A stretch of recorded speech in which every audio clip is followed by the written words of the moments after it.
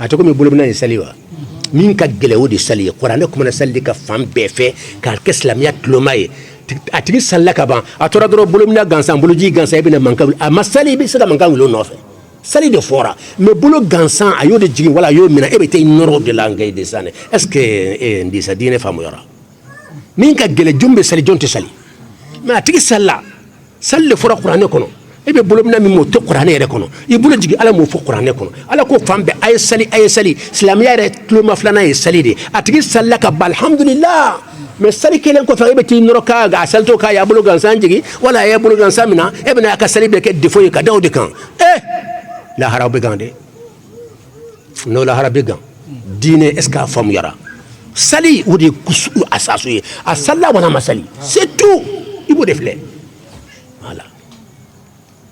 ina foko bolomna kan islamiyat lomado islamiyat lomado bona mo sura bi farla kan abo sura hali farla fana te o sunna fana sunna gelende do hala mo sura ay sunna ya sura mais sunna gelenya amo sura ni bolo jigi e bolo mina minum bu bolo jigi olu ko sunna do minum bu bolo mina olu ko sunna do an ka fla be ma aw fla be sunna fege man de do absaka gafo an yira ta fo da an ba fo aw ka aw yira bulo asaka temi sunna fege manka to ta an yira ka fo yira te an ba fo ka no yade e min ko bolo jigi ni sunna e asaka ke sunna gelenye parce que qabla tala ba'da tala e min fana ko bolo na ye sunna ye an ba fo sunna gelente parce que qabla tala ba'da tala na kera sunna gelende do ko qabla bala wala ba'da bala ça de ni na ke bolo fla jigi e be e do bo salla e be qabla ke otewa ou bien non manyina de nyira den tugu kam bulu fula jigni qabla bala wala ba'da tala qabla tala ba'da tala be benen do kama no ya kele kuntuguni femi amas lamet lo mayasro salid ni islamiyat lo masro ama farla to sro atlatum sunna yam fana be sunna iflaflay sunna façon flay sunna fegema fana ama ko fana tuguni atraka sunna fegema ye jumanye mi qabla tala ba'da tala ni tugu ka to barajunubu shitala akeni baraji be takida sunna fegema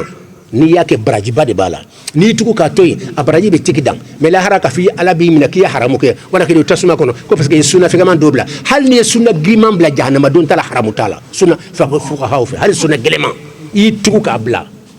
anna be de ba kamade no ye lonu de o ka qur'ane dale ka disa dale ni kuma ne ba dale de be prévu de di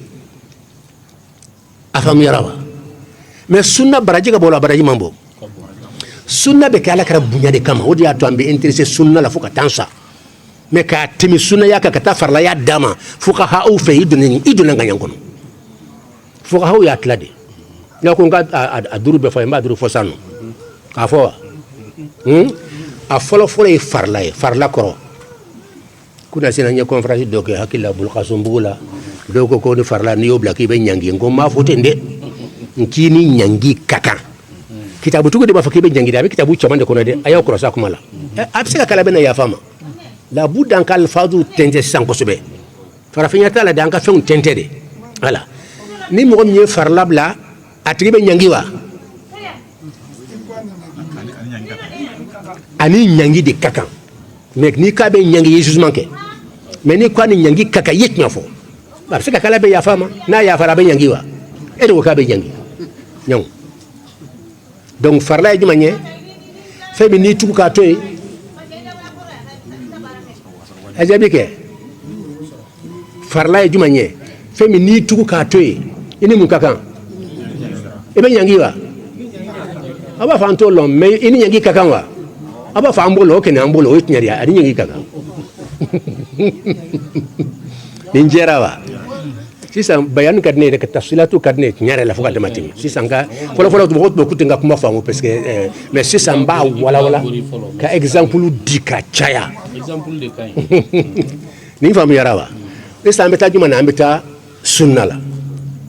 sunna korof la de bala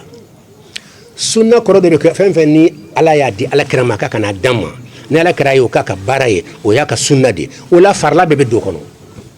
harisatigi chaman be olu sunna korokende wono kara ni mi korosa be islam ya ire afam yarawa mais fuqaha fuqahaw ye jonye munum be ala kira ka kuma kan famu ka timi dugolo ma beka ala kira ka mo san fila o te dawma de o ba jukor la be file o tara soro sunna la nyini ye minye fe mi te farla ye nyangita alela ni tugu ka toy nyangita la ima haramu kefana nta basakili nta amun sala fo de ni tugu ka sunna toy itigi ma haramu ke aya fo yoro be ko ni kuti fuqahaw ka famu ye to la mbode made ma fo hadisati ko nyafla be fo yisano hadisati ko fe ye ko jugu barke ni nyangi kaka ya famu mais munum be ala kara ka hadisa famu fiqhu munum malaka timiduna beka ina fo al imam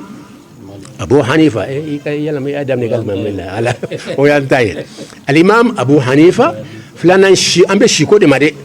ka fo min kafsa min yotere yalla do be nubna ni yoroni fo ngana wala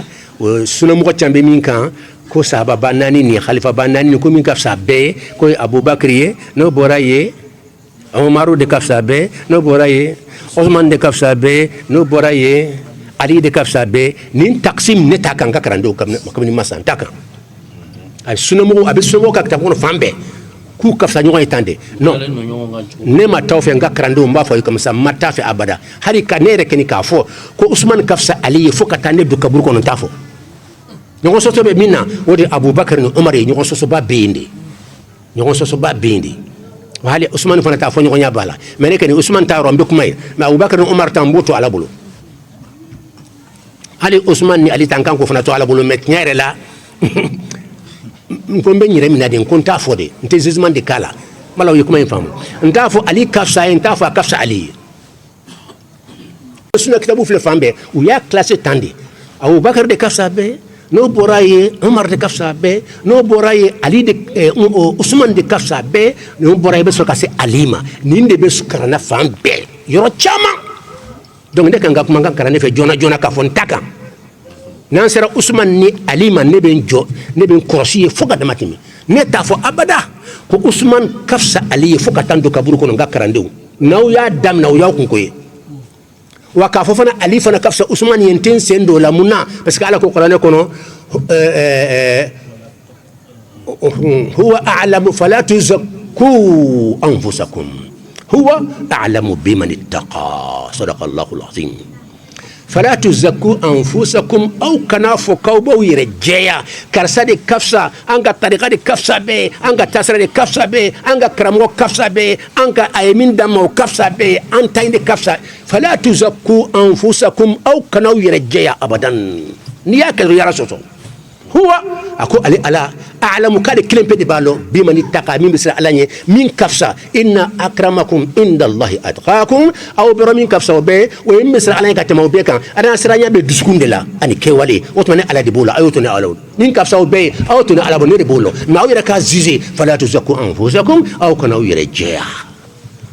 قرآن بار إسك بارا بكني قرآن كسبة قرآن بفهمه ده bebe kanga fo anga shekhuwa anga shekhu ye dugredi bak amma nyokonye imba fi manyo ko itnya ke manyo kontewa dugo be misike karamo kele fo katasa ni tolo ne karamo ne ra dayo fi sai mo mewa karamo dugredi ante mo shibla ni we tnya ke we kaloni danye me karamo ko re kimane be mo be na ko mun misika ne karashiye ke me fo katansa fana men lo la fana ni ndo fo gagele karamo ma aya tankanga jonyalo faqirullah atsaka timoga fa alaka fantani al sauti akli soro tira bibli bayka karandum beka komi subhanallah ambe juma kuna anya juma fo sisa farla fora sunna la rofla sunnatu muakkada wa sunnatu ghayru muakkada as-sunnatu al-muakkada ma ثبت عليه النبي إلى مماته يعني استقر عليه sunna mu akada juma ye sunna mi ala kera heredi yake ala ma fu ake ni ala ko akira duna farla kono donc sunna ye ala ma fu akake mais ala kera yake aka nyina ma ko dungudo mo yayi aya fo ayake et puis atura ka fu ka tasa ama dabla oto sunna gele mais na yake wati do kra ya dabla o sunna fe gamanya adumra mi ka fu ka saya sama oto sunna gele ay min ke shede madama mais ama duma kan oto sunna fegema amangiri aka fege ni lonni yaw ka wajibi de parce que to ahkamu shar'iyya sharia ire kitu de ni min ka gele mi parce que bibi na ni fam balade ya to modo be tin rofendo la ka so do be min ka boye abe ina blebele ka tin ro do manna aba ko ko ka bukatimi nin ka o balawi ankara mo jaman so na ko na bibi na e se ka farla to ka tin ro sunna la jogodi sunna farla du on qur'an ere du qur'an ma giri sunna yawa Mwambe ni fo ni be ka haqiqa de fo ka ira ka fo ni ka différence de sunna ani qur'ane che qur'ane ka bu sunna pion ni te fo la de aywa voilà qur'ane ka bu sunna pion ni qur'ane boray dine kuma to be sunna ka bu be sunna be ta rojuma ala kira ni sunna fara dron ibitle kata muhammad o muhammad ko ni qur'an fara dron ibitle kata ala kola ni nafaka bonde intabihu ni sunna fara dron o tasira de ala kara tunbe minka kanyana ma yakono e pia ya fo obi aye sahaba yo ba kela mabe ayi diakan obi do sunna kono donc sunna mana fo dron hakili bi talakra ko de kachaya mais na fo qur'an dron obi kata ibi direct kata allah taala fe donc afla bo nyona ika fanga di qur'an ma haklima ika sura ka sunna lawkan bi kuma aya afle kan bo tem de kono bi koy nga nafaka bonde nunu ka kan ka ke livre de au ka sebe ka tradi français au ka teri fambe fe mo ka se ka différence long dine kono yoro nyuma ka bo nyuma nye pour ka boye pourquoi be folaw donc sunna mi mangle fona foraw ya o juma nye ay minke si dama kalaman ka dabla ama continue fe fo ka ta saya sama o sunna fe gamanye mais ay minke a continue fe fo ka ta saya sama ama dabla o de to sunna gelema sunna muakkada afamu yara o sunna fe gama abe fama ko mustahabu o ya to do sunna fe gama abe fama fona ko mustahabu mustahabu afelende do ni yake akadi alaye akada kiraye ibe abraji bilibili soro sunna baraji mashita dans le faux ala kliko parce que y ala kira de la digi ala kira digri baraji mashita dans lo mais ka tabla ki tabla qur'ananye wala ki beta ke farlaye ay farla ka boye fi xutugu fe fana londi fendo be akabo me do ka boye o fana tinyo kan ka fo sunna ka bum mais amambo mi kana bu yow yede sunna baraji mashita lo ala ko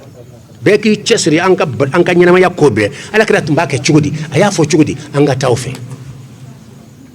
baraji bilbili badbala bodi mo mi to ka sunna gele yere bladun lonni kala bako ka tigi be jalaki kojugu jalaki fa ko jugu yede jalaki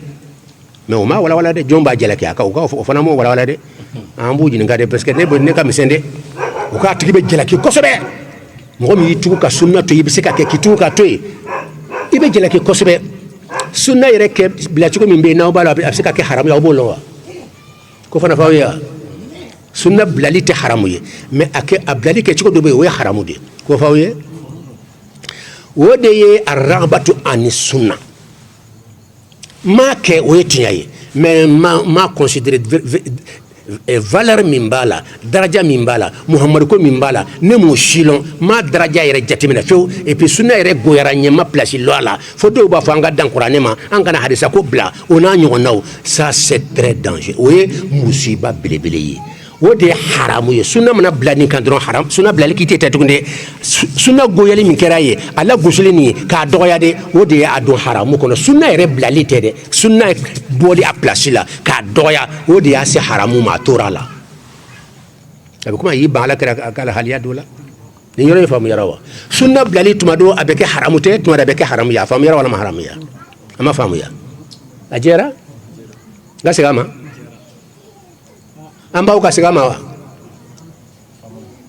afamu yara aywa ni yoro ni takrar kan inde usal akanyi koju jala kili bilibili yudamu kitabu tugu inde fako yudamu auka karamo kama ne abe jala ki jomba jala ki afuna yi do makati mina yare yali ala de ba jala ki wala ala kra de ba jala ki ami da dola jomba jala ki anyi de ba mi anyi resano kanka ke ala de bana jala ki wa parce que ala yɛrɛ fɛ vraiment ka ciden ka sunna kana ay baraka na ye n'aw y'a bilati lo jurusi tawla aw ni jalaki ka kan a ma foto n'a tun y'a foto jɛlen don wala ala kɛra de b'aw jalaki o fana tun bɛ yen mais an b'a faamu tan de donc jalakili kojuguba don mais min ka gɛlɛn ma o ye haramu kɛli de haramu kɛn tɛ haramu ye jumɛn ye n'i y'a kɛ i ni ɲangi ka kan an taara kojugu kɔnɔ sisan nɔ min ka gɛlɛn o ye jumɛn ye tasuma kana don tasuma kɔnɔ kana hali miniti kelen kɛ tasuma kɔnɔ ayi kana sɔn o ma dɛ miniti kelen tasuma kɔnɔ hali ni donna diɲɛ kɔnɔ i bɛ sa i tɛ ɲinɛ a kɔ a dusukasi tɛ ban voilà. mɔgɔ yɛrɛ b'a yɛrɛ jalaki n'i ye ko kɛ i man ka min kɛ i b'i yɛrɛ jalaki nin kuma ka ɲi kosɛbɛ n'a sɔrɔ i ka limaniya ka kɔ ربنا ظلمنا أنفسنا وإن لم تغفر لنا وترحمنا لنكونن من الخاسرين ربنا ظلمنا أنفسنا وإن لم تغفر لنا وترحمنا لنكونن من الخاسرين ربنا ظلمنا أنفسنا وإن لم تغفر لنا وترحمنا لنكونن من الخاسرين اللهم اغفر لنا وارحمنا وارض عنا وتقبل منا وادخلنا الجنة ونجنا من النار وأصلح لنا شأننا كله اللهم إنا ضعفاء فقونا وإنا أذلاء فاعزنا وإنا فقراء فارزقنا اللهم انصر الدين وانصر من نصر الدين واجعلنا من أنصار دينك المخلصين وخذل من خذل المسلمين آمين يا رب العالمين اللهم وحد كلمة المؤمنين اللهم أطفئ نيران الفتن عن بلادنا وعن ديارنا وعن أهلنا برحمتك يا أرحم الراحمين سبحان ربك رب العزة عما يصفون وسلام على المرسلين والحمد لله رب العالمين